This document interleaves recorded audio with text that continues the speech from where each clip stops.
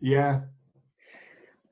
Okay, welcome back, guys, for another episode of Leading from Home, and we're going to continue on from last week, transitioning away from COVID, or transitioning towards the life after COVID. So let's kick off. Everybody, it's Friday, so first of all, I'd like to find out our new developments, since we're leading from the frontier, about new changes, new experiments, and new habits. And first of all, Phil, new habits, stand-up desk. I hope you haven't gone back to sitting down. So please tell us how is life with standing up, and what can you give anybody, any new tips who want to embark on a new desk habit or journey? Okay. Hi, Sean. Hi, Madeline. Good to see you.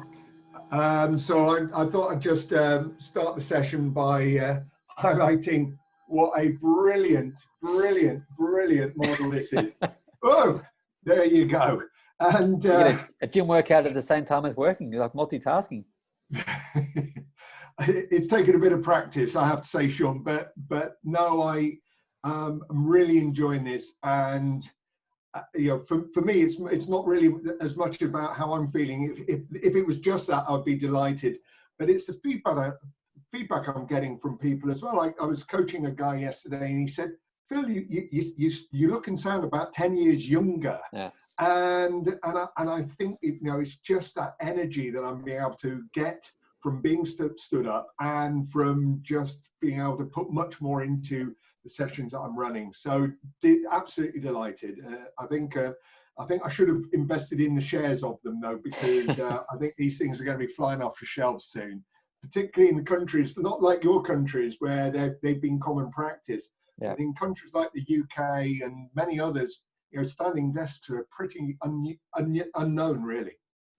Well, I have to share a story. I hope my dad isn't listening, but probably won't be anyway. But when I was in Australia, I was working for him a couple of years ago. Coming back from Sweden, I said to him, I need to get a stand-up desk, and I put an order, and he goes, "Why are you buying this for? This is not necessary." I said, "No, like I work standing up." And it wasn't that expensive, but the fact is this, the culture of like, well, this isn't, this is not a necessity. This is like a nice to have. This is like a fancy tool. And it says like, tell no, Sean, you're not going to buy this. This is a fancy stuff. You're not going to be using it.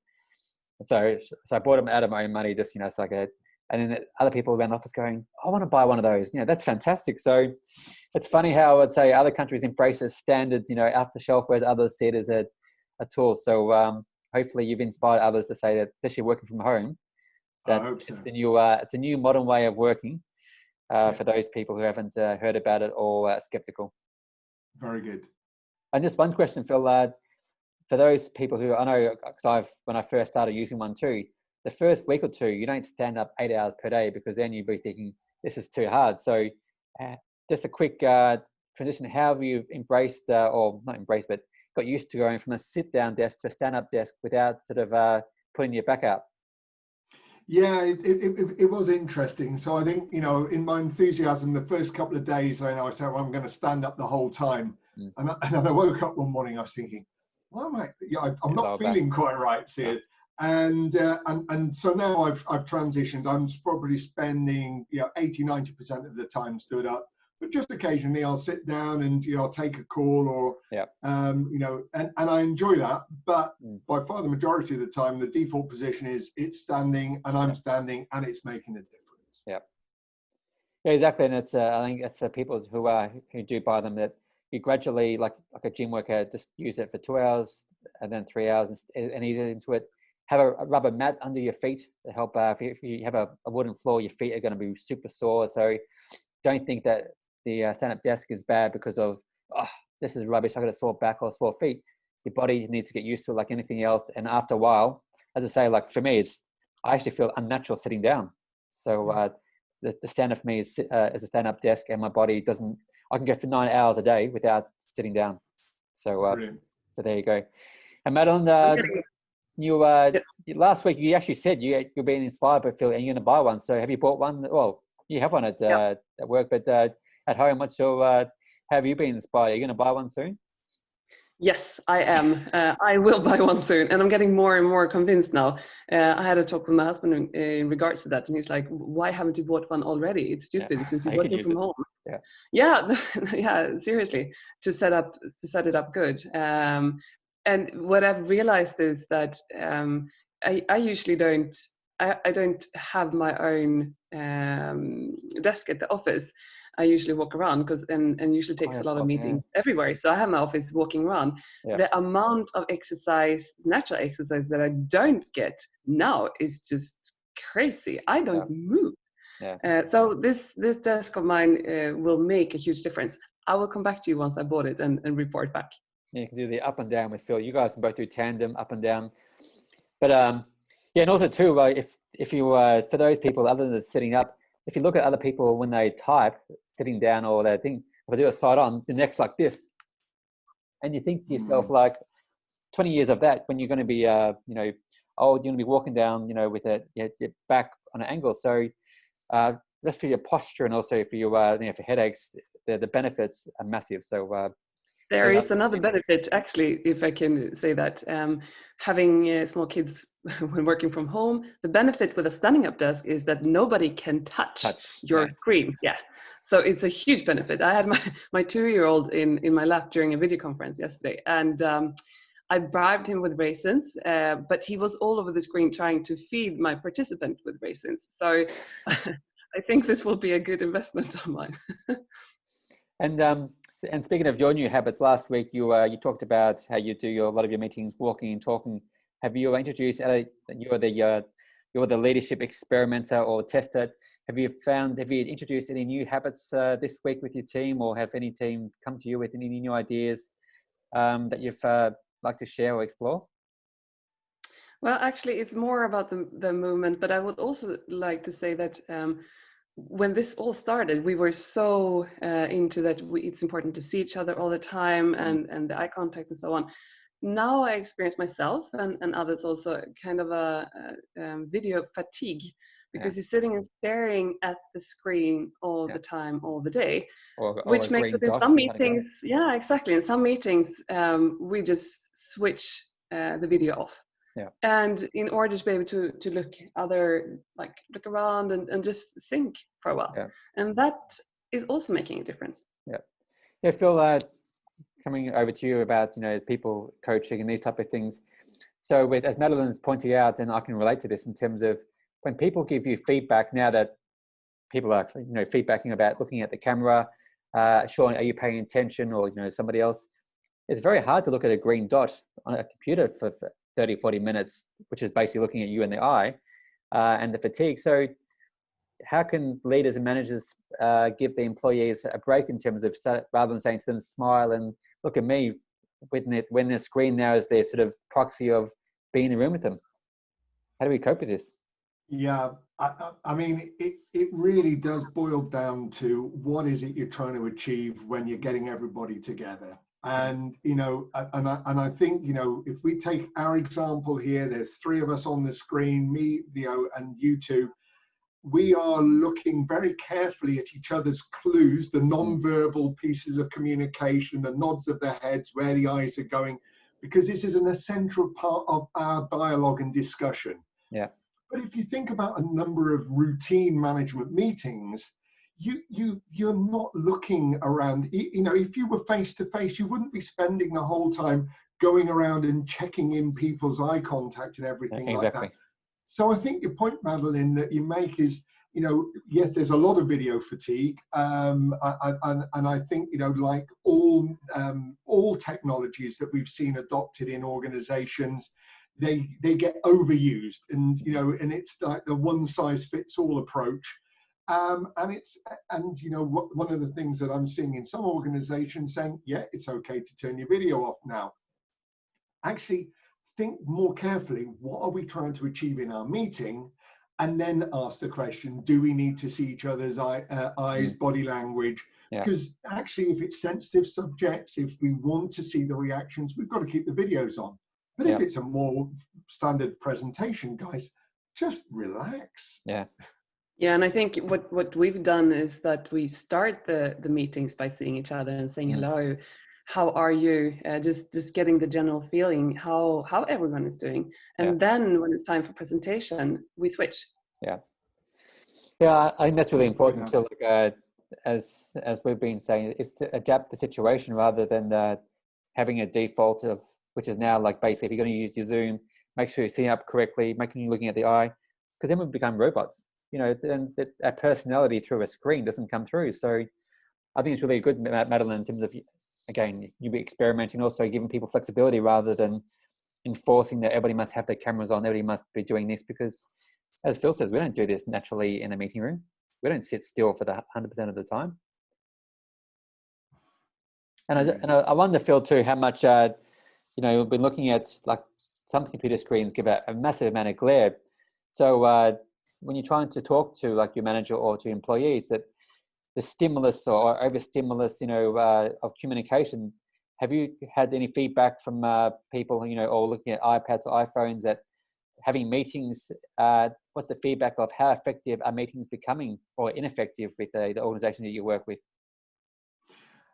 I think there is definitely a Zoom fatigue. There is a video fatigue in general, and so, you know, I think Madeline's you know, touched on a great practice there.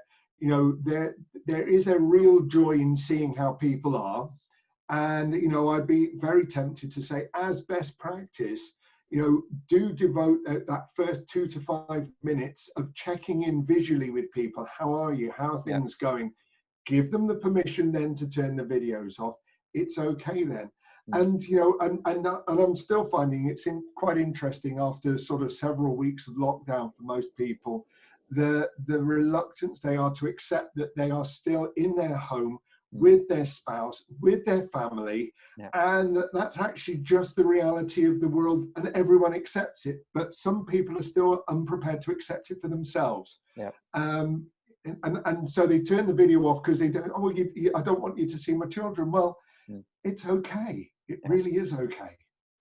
Yeah, and it's, again, that's, I think, one, actually, speaking of which I got really impressed with, I was watching a webinar by Google last week, and he joked about it, says how I'm doing it from Google's home studios, and then he said from my own home, and it was so refreshing to see that it wasn't like a fancy, like, you know, backdrop of like us. It was this is, you know, some plants in the background, this a really small office, and I think, like, great, here's a large leading organization basically having one of their leading employees doing a global webinar with just like having no props, just like as raw, as natural as you say. So you don't need to have this perfect background of having books or having no spouse around, and say that we all in the same boat. Just be natural.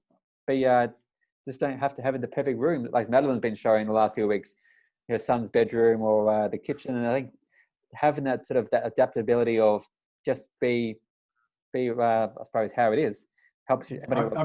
I've got to tell you this. So the CEO of a company that I'm doing work with is currently locked down like everybody else. Wanted to broadcast a message to the whole organization, and got his son to actually hold the video camera. And so this thing is taken in the garden, and the camera work is wobbly, and it is just a delight. It's just a delight. That, I mean, the message was not impacted whatsoever, but the sheer fact that this is our new norm, and it was embraced by the CEO, was just a delightful touch. Showed a real humanity there. And I think, I think since everybody are in the same boat, I think that is a stress reliever as well. It's okay. It is okay to have the kids' noise in the background to some extent. It is okay that you have wobbly cameras. It is okay. Yeah, it's like it's the way it is. Yeah.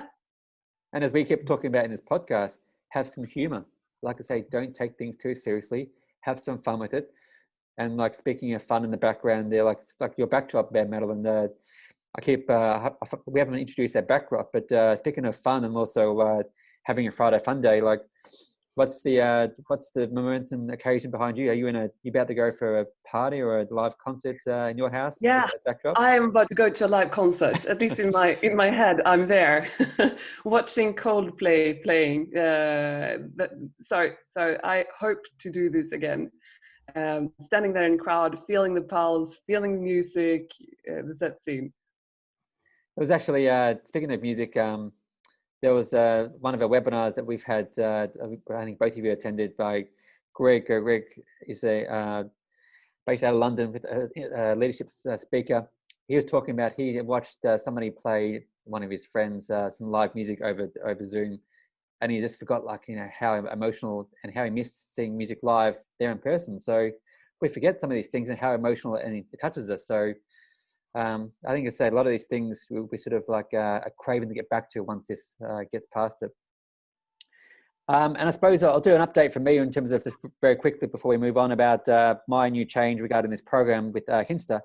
One of the last week was about sleep, about how to get proper sleep. And this is one thing which I didn't quite realize, is that, you know, having a glass of wine or two after dinner before going to sleep, particularly when you're doing training, has a massive effect about how impacts your deep sleep. And deep sleep is really important for recovery and also your mental performance. So, and I suppose for those people who are training for sports, or just gradually who are getting less sleep, if you have a glass of wine to think that I'm going to relax, they actually, in this program, it actually says the reverse. You're not going to hit deep sleep if you have 3 or 4 like drinks, because of you feel more relaxed, but psychologically your body temperature raises, so that you don't actually get to the deep sleep. So if you're feeling, you know, in these times, if you're feeling super stressed or you're doing a lot of training, have those nights off where you don't take a drink to get quality sleep. So recharge your body, rather than constantly looking at screens that people are, you know, doing in Zoom meetings every single day. And if you're fatigued, don't you think, oh, I need 3 or 4 glasses of wine Friday we can, but during the week, as I say, if you have a bad sleep, the next night have a good sleep and do the things of no drink, go to bed earlier, and have that quality 9 hours sleep. So that's one thing I've been focusing on, of going to bed at the same time and having those nights where I have an active schedule to not take any drinks, and the difference in the sleep has been incredible. So that's my weekly take from last week's, which I hope people can, if you're lacking sleep, don't drink. But Friday I'm having a few beers and wine, so it's not going to apply tonight, and hope I'm sure most people can't do that otherwise. And maybe also that you will have a rhubarb gin and tonic, which is well, the I had those after your tip, Madeline, last Saturday. We had a couple of those, my wife and I, and so thanks for the tip. So anybody who hasn't tried it, Madeline's rhubarb gin and tonics, try it out. Can't go wrong, especially when it's warm over here in Europe. I'd like to sort of now move on to talk about transitioning, about leadership. And Phil, I'd like to get your sort of response, and also what you're working with regarding clients, in terms of what's been the leadership response from companies transitioning away from COVID, and also sort of the new normal. What are some of the habits that you're observing? And then Madeline, get your input in terms of what you're seeing in your organization of some positive leadership qualities, and where others are lacking and struggling. So Phil, you kick things off and get some input here. Yeah, so I think whilst there's a recognition that the transitions are beginning to take place, there's also a reality check. You know, we're far from over this situation right now. It's interesting that you can read many technology companies are telling their people you're going to be working from home through to the end of the year. And you know, that's going to be fine, particularly in certain cultures where, you know, being on your own, being isolated is okay, or just having your family around is an okay scenario. I think that situation of working from home is going to be significantly more problematic in some countries and some cultures, so that even if the opportunity is offered to work from home, I think many countries and cultures will want to go back into an office environment simply for the community and the camaraderie. So I think a lot of organizations are trying to grapple with this, you know, what have we learned, and we can keep going as good practice, but what do we recognize has to go back to the way it was. So I think, you know, and because we're far from over there, I think what a lot of organizations are trying to do is capture what has worked and what do we want to try and preserve. So I think any organization that isn't doing that, I think now is a very good time to start capturing good practice. What have we learned so far, and what do we want to keep continue beyond that? There's some great articles out there that are worth reading, but that would be my recommendation. Start doing that reflection, start doing that research, and start thinking about our new ways of working. Have you, and I suppose a question I'll ask Madeline in a second, but have you, are managers having these discussions with their team in terms of saying to them, like a feedback, hey guys, let's have a session about, what's been working, what's not working, because when we return, what can we keep as the new normal, as opposed to, oh, thank God that's over, let's go straight back into it.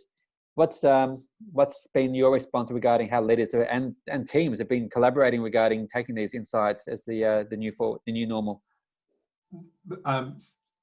In summary, not enough. I think some leaders realize that their job is not just about what we do, but it's also about thinking about how we do what we do. Yeah. But far too many leaders, and for all the right reasons, are so transactional, are so busy on just simply trying to get things done, is that they say, I haven't got time to reflect on how we're doing it. But I would encourage everyone to actively put that into the diary. When you get your team together, even if it's just for an hour, the last 5 minutes, 10 minutes, let's just reflect. What have we learned about being a remote dispersed team this week? What's the best practice that someone has learned that we can all kind of capture and move on? Because I don't think there's enough of that going on. So there's a constant reinventing the wheel happening at this point in time because of that lack of closing the loop on best practice. Well, it's like we talked about last week, experimentation, be curious. And that's the thing, this whole COVID, treat this, as an experiment, and then when things work, crystallize it, and then as a form of new habits, rather than saying, okay, experiment done, and then revert backwards. Madeline, what's been the situation over at Nordea in terms of, can you relate to what Phil has been saying regarding our leaders having, like yourself, that feedback with the team regarding what should continue after the COVID regarding good habits or new remote working and virtual habits? I think, first of all, I'd like to reflect what Phil said. I think that it's easy to be a leader when you have the headwind, but when it comes to times like this, it really crystallizes. And I would like to see this as a point. If you look at this as maybe a bad metaphor, but as a soccer game, we are halftime maybe now, and now we have the time to regroup and to ensure that we have all the best capabilities in play for next wave that is coming. We know that. And I think it's a lot of good tips that Phil has. I have personally for my team, we will do how do you say, not evaluation, but we will do a recap of what around the table. One of the last sessions before everybody leaves for summer vacation. What have we learned? What have we been doing? What new key learnings are there? How can we change? What should we change? What should we keep, etc. To give us the best possible platform to come back to after summer vacations in August, where we don't really know what we're coming back to, if we're coming back to the office. Really good point, Madeline. I think it's great to hear that you're going to be doing that, and I just hope that hearing it from you might inspire other leaders to be thinking in the same way. Because we have a natural pause coming up here in Europe as countries transition into that what would be a summer holiday period. Whatever kind of period it's going to be for people, we don't know because of lockdown restrictions differing from country to country. But as leaders, let's use it as the halftime metaphor. What have we learned so far? Great idea, and lovely to hear that you're taking that lead. Well, speaking of which, I'll put that as one of the topics for next week in terms of let's gather some of the stories from networks of what they have learned so far that we can share next week. Because I think, as you said, Phil, the more we can inspire other leaders to share this type of habits, as well as to have employees share this to the manager or to the leaders, the more we're going to benefit from the second half, as Madeline puts it, rather than treat this as like, oh, just thank God the storm's over. let's all be red and rosy, because it's not going to be as simple as, you know, the storm's over. And actually, Phil, speaking of reflections, and Madeline, I actually did some reflections last week, and I'm gonna write a post just to share it in terms of, you know, what have I learned from COVID, because for me, I've done a 360 in terms of the amount of new habits that I've actually introduced, and my sort of new communities that I've created. And Madeline and I have been part of some of these, and as well as this podcast, has made an enormous difference to being more open with other networks, more communities, actually, and more focusing on more human, more qualities as opposed to technology. Which I suppose, are we going back to having human intelligence more in focus as opposed to technology or AI focus? What's your take, Phil, regarding are these, you know, the books, you know, emotional intelligence and human, are these the new focus areas that are going to be sort of front and center now, even the technology and the cloud and all the type of things are the buzzwords around us? Wow, that's a toughie with 2 minutes to answer it in. We're going to have part two for this, but like I say, a cliffhanger in terms of the AI to HI. Yeah, I mean, I think you're quite right. You know, we've made reference to Greg Orm's book earlier.